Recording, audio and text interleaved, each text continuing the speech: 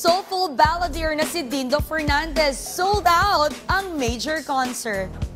Naging matagumpay nitong nakarang linggo ang major concert ni Dindo Fernandez sa isang concert ground sa Green Hills. Ayon kay Dindo, talagang pinaghandaan niya ang concert na ito dahil siya mismo ang pumili ng mga songs na kinanta niya na nanggaling sa international at local. Nagbigay naman siya ng mensahe sa mga nanood ng concert.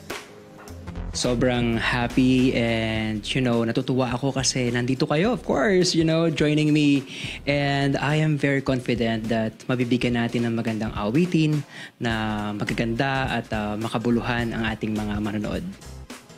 Hindi naman binigo ng tinaguri ang soulful balladeer ang kanyang fans dahil unang apak niya pa lang ng stage ay hinaranan niya ng Go the Distance ni Michael Bolton at sinundan ng Somewhere Down the Road ni Barry Manilow at natapos ang concert sa awiting pamasko na talaga nga namang nagustuhan ng mga manonood.